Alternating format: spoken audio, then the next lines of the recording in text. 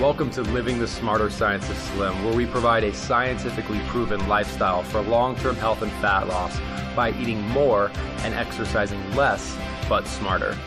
Eat smarter, exercise smarter, live better. I am so ready for that.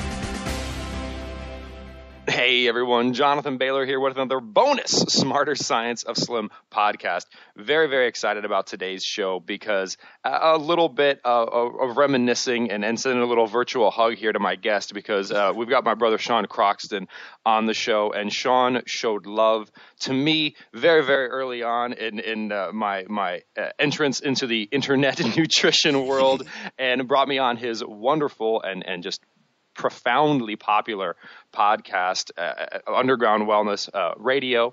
And Sean, it's just such a pleasure to have you on my show now. And folks, if you're not familiar with Sean's work, please check him out at undergroundwellness.com. Literally anyone has been on his show. And truly, Sean, you are a pioneer in the field. So thank you for joining us. Thank you very much, Jonathan. I appreciate it.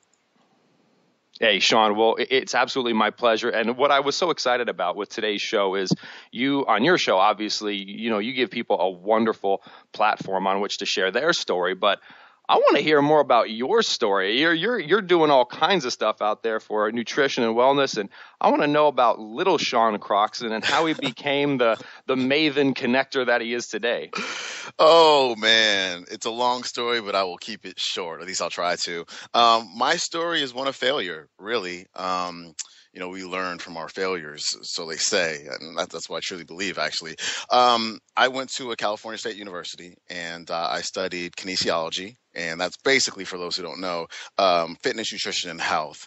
And I wanted to become like the world's greatest personal trainer, wanted to rid the world of obesity, on and on and on, and did really well in my classes. And I graduated and had this degree, Bachelor of Sciences, kinesiology grad, and soon found out that what I learned in school was completely wrong. I was doing things like having my clients do tons and tons of cardio, having them consume low-calorie diets that were pretty much free of fat. So I was having them drink low-fat milk or even replace their dairy products with soy products, which is definitely not a good idea.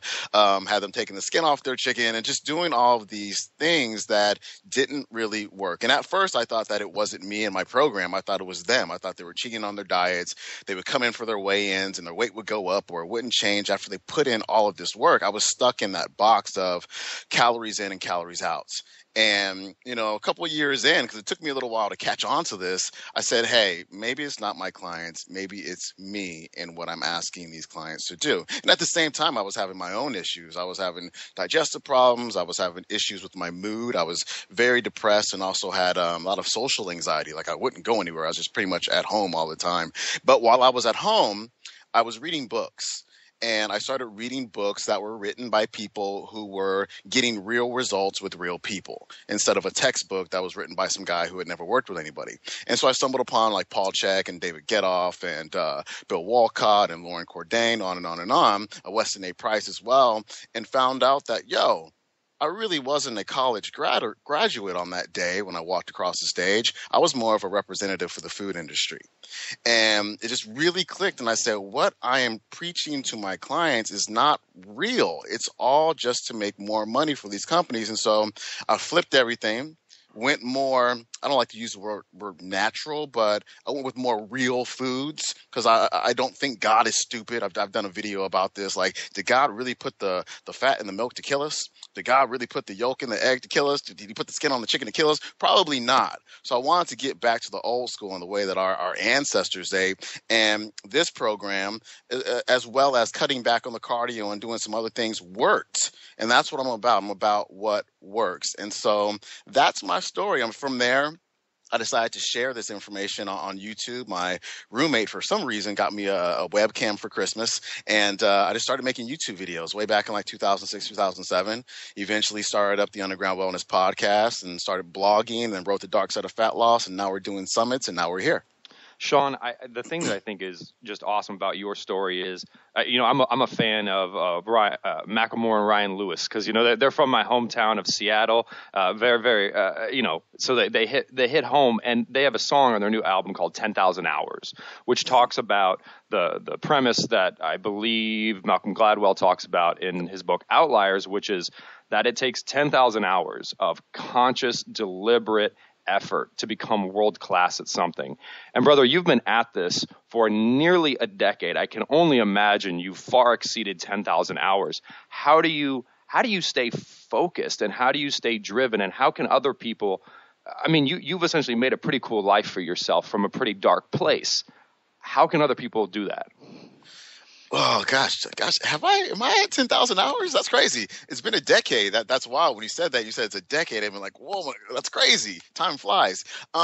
It's really a matter of just passion and love for what I do. I've always been a guy who's looking to help and serve others. Like in 8th grade, I won the service award, at graduation, because that's just what I do. If you're putting away chairs after an event, I was the guy to be like, hey, can I help? I'm just that type of guy. And, not only did my clients need help, but also I needed help at the same time for some of the stuff that I had going on. So I was very, very motivated. And I just find the human body and the human experience in general as just to be extremely fascinating.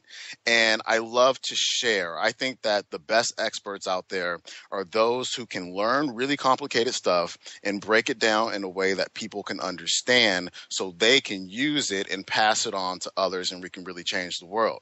You got to think, okay, well, I'm only one person and you're only one person, but gosh, how many people out there can we affect? Can we impact? And so that's what drives me. It's not a selfish drive at all. It's like, how can I help others? And I think if people want to become motivated and put in their 10,000 hours in order to become experts, then, that's what you have to do, is kind of look outside of yourself and see how you can be an impact to the lives of others.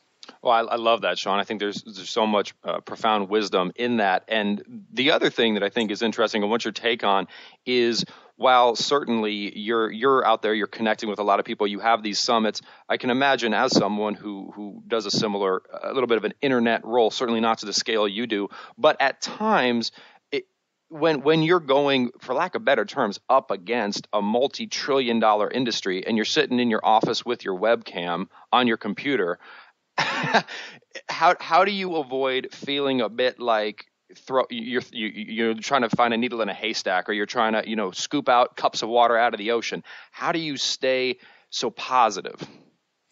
I stay positive through the positive feedback that I get, the emails that I get, the comments that are made on Facebook and on YouTube and on Twitter. That's one of the things that keeps me going. And you're right, it is an incredibly huge machine. However, I also keep in mind, I tell people this all the time, we live in this really cool age or this really cool time where we can use social media, and we can just check this out, man. You can turn on your webcam and you can shoot a video and you can upload it to YouTube for the entire world to see. And it's free. You know what I mean? It's free. We have Twitter. It's free. We have Facebook. It's free. We have Blog Talk Radio. You can get a half-hour show for free. We have all of these great tools these days for getting our message out without having to pay anything. And so it does take time, though. I didn't just, rush out of the gates and get, 20,000 subscribers on YouTube. It takes time, but that's just a reflection, and that patience that you have to have is just a reflection of the passion that you have for what you do. It shouldn't be about, how many subscribers can I get? It's like, I just want to help people and serve them and add value to their lives. And you know what? They will come because I have a highly impactful message for them, if that makes sense. Sean, it makes a lot of sense. I want to drill into that, because I think so often there is, not only for fat loss especially, but in life in general, and even in professional pursuits, there's this desire for the quick fix. And what you just mentioned is, in some ways, it flips that on its head. It's like, do great work and the attention will come. Yep. Don't try. We talk about hacking biology and biology hacks. And that's, to be clear, that's fun. And we all like that. But at the end of the day, isn't it really just about putting in a lot of good work and letting the system work itself out? Yeah. Yeah. Put out good work and people will find you, and you will get the results that you're looking for if you just do good stuff. I mean, I can't say enough. People ask me, do you use search engine optimization? Do you buy ad space and all that stuff to get people to your website? And it's like, no, I just put out good stuff. Before I upload a video, before I post a blog post, before I do anything, I always ask myself, is this awesome?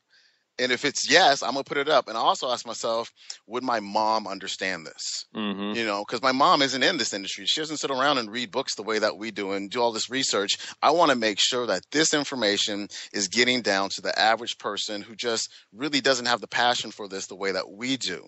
That way my mom can read it and be like, oh, and she can improve her fitness or improve her diet or whatever she needs to do. She can get that little nugget of information today and then come back and maybe get another nugget, and over time these nuggets start to build up to really big nuggets. You know what I'm saying? And that's kind of the same premise that the 10,000 hours is based upon. You always have to think about this with the 10,000 hours. It always starts with hour number one. You know what I'm saying? And if you don't start with hour number one, if you don't take that first step, you're never going to get to that 10,000th hour. And it's not saying that you're not going to be an expert until you get to the 10,000th hour, because I'm not even sure if I've gotten to 10,000 hours myself, but it's just really about building up your knowledge over time and sharing what you've learned through these really awesome free platforms that we have these days. And Sean, I think that is a macro lesson for life, because obviously you've got your book, The Dark Side of Fat Loss. We both talk a lot about health and fat loss specifically. And while it won't take 10,000 hours, when we talk about professional pursuits, I often find it encouraging if I focus on every single day, like where am I at today? Where am I going to be at tomorrow? Where am I going to be at the next day? You can become neurotic, and you can be like, oh, I just saw XYZ person on this television show. Why am I not on that television show tomorrow? But if you're like, look at what I'm doing, look at where I was a year ago, look at where I was 2 years ago, and look at where I'm at today, that can be much more empowering. And then if we port that over to fat loss, I think personally, one of the reasons we struggle so much with health and fat loss is we have a similar short-term mindset. It's like, where am I at tomorrow? Where am I at the next day? Where am I at the next day? Rather than literally, if your goal is to be healthier a year from now, you will take a different approach. And I guarantee you that approach will actually enable you to be healthier 15 years from now, rather than just to be heavier 15 days from now. What do you think? Yes, I completely agree with that. And if you say to somebody, hey, I can help you lose 1 pound per week, they'll look at you like, what are you talking about, 1 pound per week? I was watching The Biggest Loser last week and somebody lost 25 pounds in a week. What are you talking about with this one? What?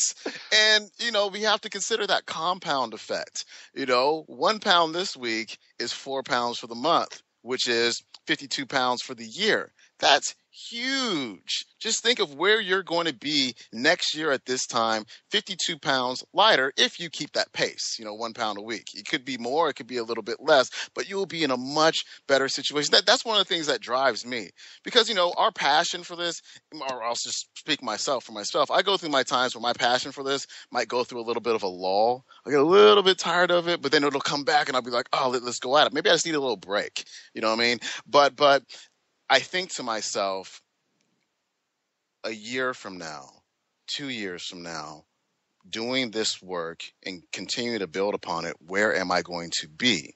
And if I were to stop today, a year from now, how am I going to feel about myself? It's that's the very thing that got me to actually write The Dark Side of Fat Loss, because I would set a goal every year to write a book. And I remember New Year's Day or New Year's Eve, I would always look back on the year and say, I did not write that book. And the next year I would do the same thing. And I finally got to the point where I was like, yo, this time next year, next New Year's Eve, I'm going to celebrate the fact that I wrote this book, because I'm tired of feeling this way. And I got it done. And so, for the audience out there, just think about how you're going to feel on this day next year, if you do it or if you don't do it, because it can be easy to do, 1 pound a week, but it can also be easy to not do. So which one are you going to choose?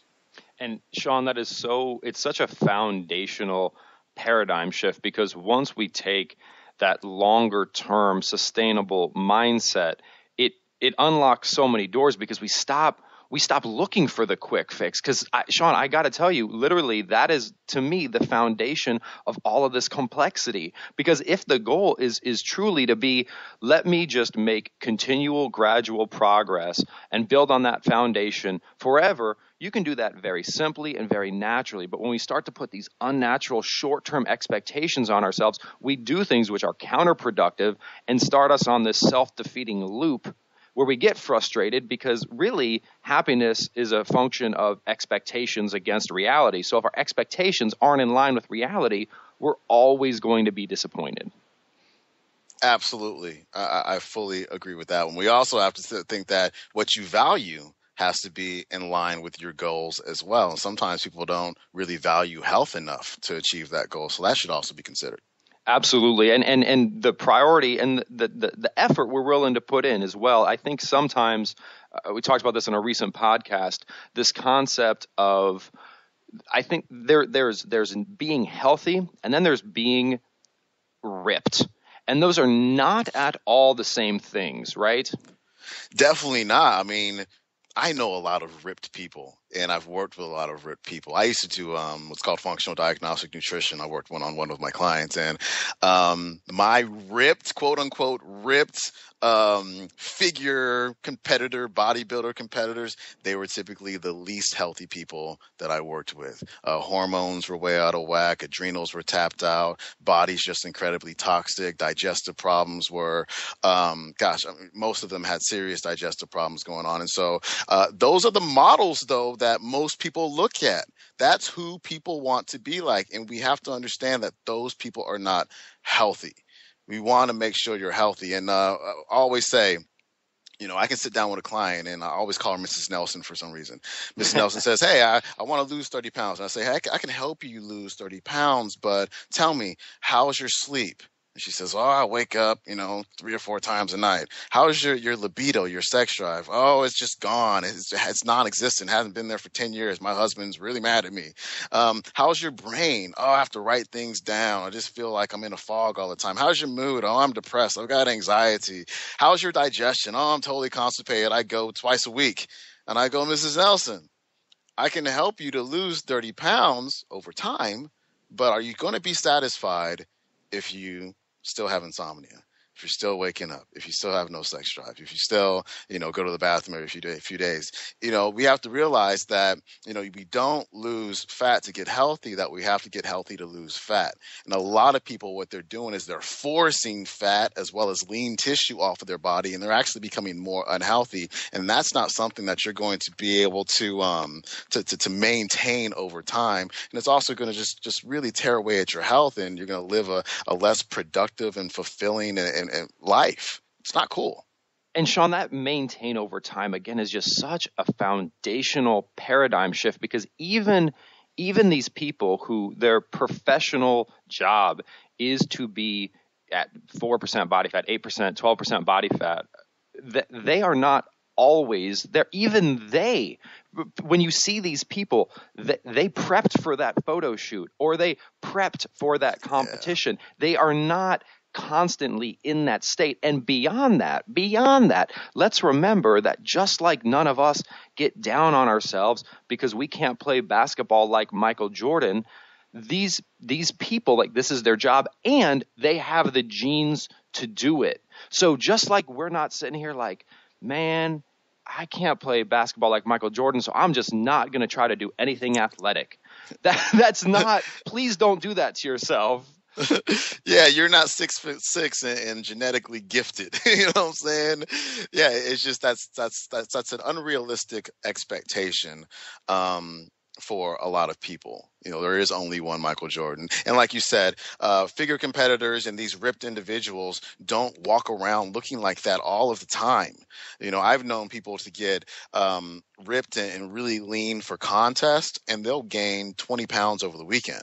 They're drinking the water, they're rehydrating, they're starting to eat carbohydrates again, and they literally just blow up. And so we have to consider that to stay there, again, you're not going to be able to maintain it. You really want to focus on being healthy and slowly chopping away at your body fat. If you're 25% body fat today, let's set a goal to get you down to 24.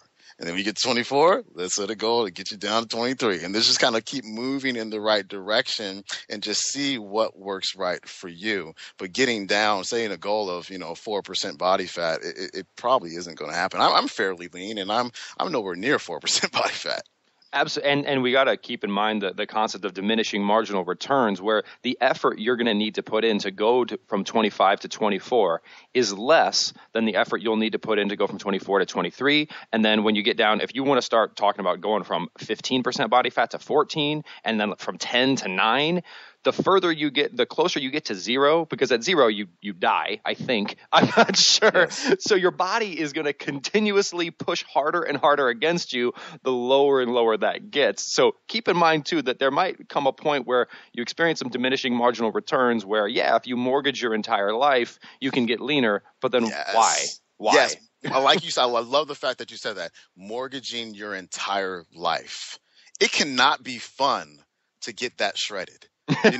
Your life cannot be that awesome. You're not going out with friends, when you're getting that shredded, because they might go to some restaurant. You can't eat the food. You're just lifting, eating, you're lifting, eating freaking chicken breast and salad all day, and then you're going to bed, and you're just constantly just living this life focused on yourself and your body and trying to get to this shredded physique. And you're probably not going to be that much fun to be around, and you're going to feel incredibly isolated. And to be honest, in the end, it's definitely not worth it. Just Sean, be healthy. Absolutely. And it's the distinction. And what really drives me in this field is the distinction between being alive to pursue health and fitness, or pursuing health and fitness so you can enjoy your life. There's a difference there between the focus, right? Yes, I enjoy my life, and I recommend that people enjoy their lives as well. The enjoyment of my life is not dependent upon, having six-pack abs. It's not. It's the relationships that I have. It's the passion for the work that I do. It's my family. It's my just ability to feel fulfilled. Mm-hmm. And again, one thing that's not going to make me feel incredibly fulfilled is having 8-pack abs or something like that. That's just a little bit too much. That's almost obsessiveness, in my opinion. Eat real food, enjoy your life, have some fun, spend some time with friends. I mean, I'll tell you just real quick. I've working with clients. There's a questionnaire that I give my clients, and there's a box on there. It says, do you feel lonely and isolated? And 90% of the time, the client will check yes. And I'll ask, hey, when was the last time you hung out with some friends? They'll be like, last Christmas. And I'll be like, yo, it's June. You know what I mean? Get out, have some fun, enjoy your life, cheat on your diet a little bit every now and then. Like just live instead of just being, fully body fat focused, because it will certainly drive you crazy over time. And it'll also stress you out. Mm-hmm. Yeah, you'll reach that place where your pursuit of health becomes incredibly unhealthy. Yes. And certainly that is not a happy place to be. No, it's not. Oh, I love that, Sean. I love taking on that mindset of empowerment. And also, I think it's a great reality check for people, too, because if you just eat real food and you achieve this place of nutritional serenity, and in some ways, fitness and nutrition becomes a bit more of a it's just in the back of your mind, like you got it. You've got it. If you're established in your job, you go into work. It's cool, but it's not preoccupying you. It's not really the forefront of your conscious mind. That's a great place to be. Also understand that people who have these 12-pack abs aren't in that place. So again, I just think sometimes people are like, we give a message. You do the same thing about this. This can be very, very, very simple. When we say that, we're saying that in terms of, if your goal is to have this more of a simple lifestyle where you don't have to be nitty gritty and you don't have to be focused on this all the time. But again, like if you want to be world class, which having 8-packs abs is being world class, start to think more about those Olympic gymnasts. Start to think about those people who play the piano for 10 hours a day, 7 days a week. Again, like if you want world class results, you're going to have to put in world class effort. But both Sean and I think, are telling you is that that might not be the right trade-off unless you're getting paid a lot of money for it. Exactly.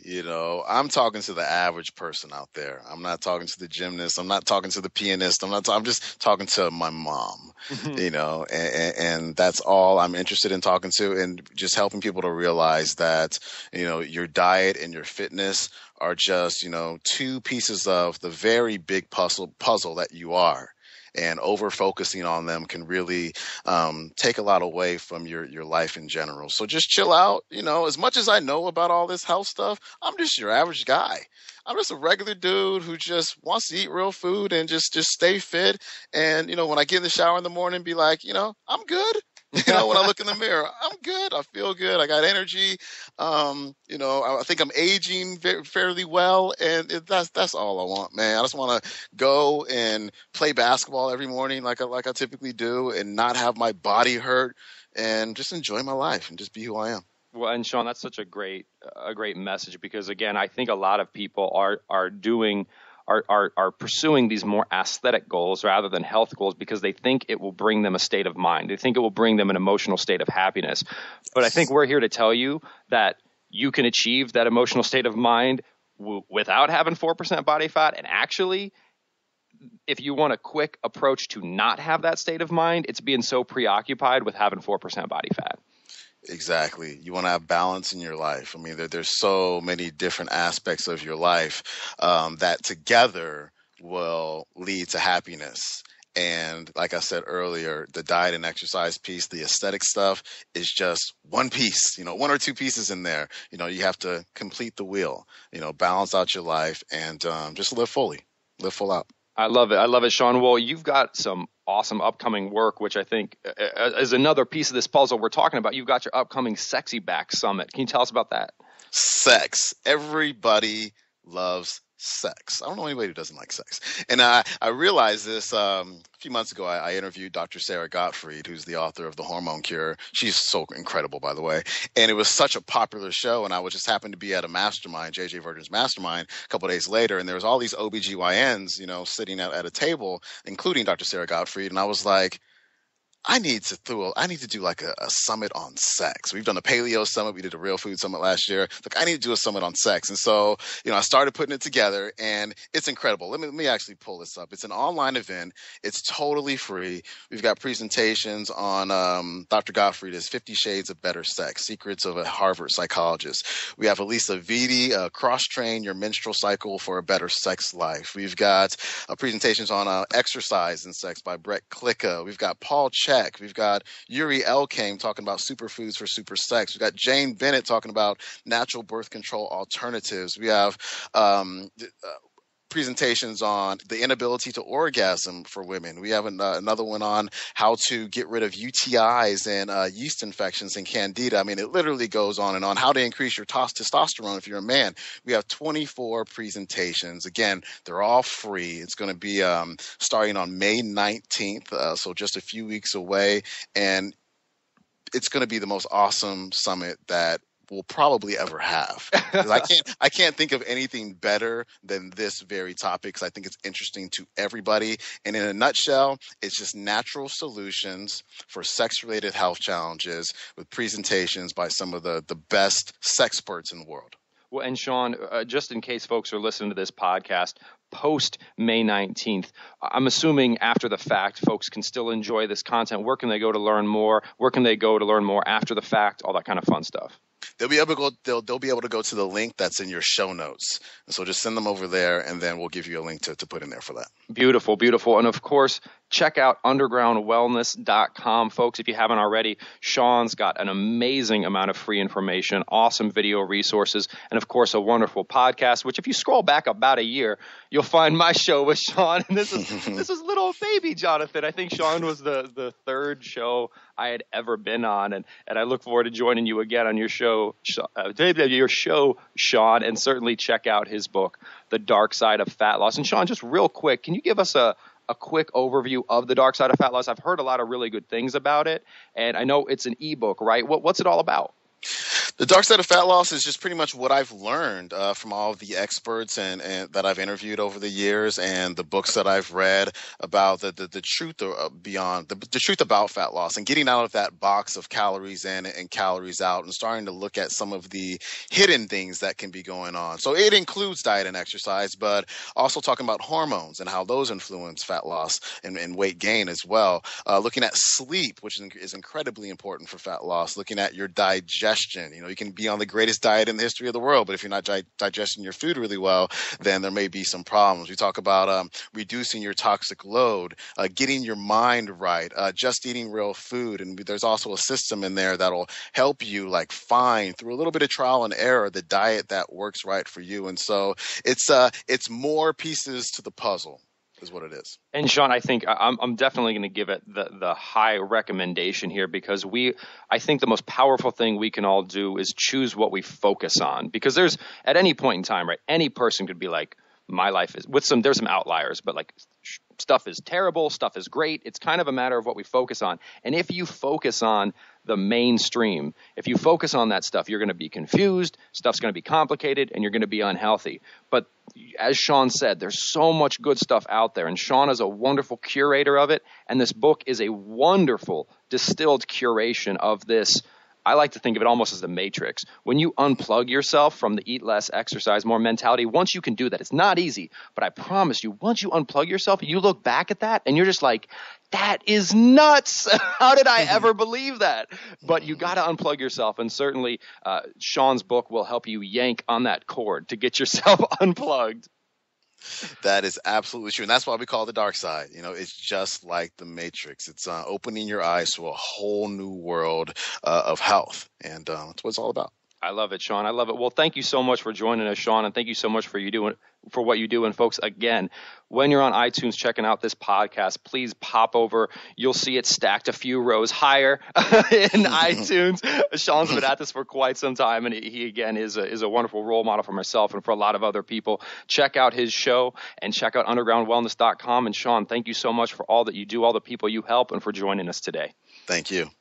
Hey, folks, I hope you enjoyed today's show as much as I did. Again, please show your love for Sean. He showed his love for myself and for the Smarter Science of Slim and for so many other people. I think it's great for us to pay it back to him. And remember, this day and every day afterwards, eat smarter, exercise smarter, and live better. Talk with you soon.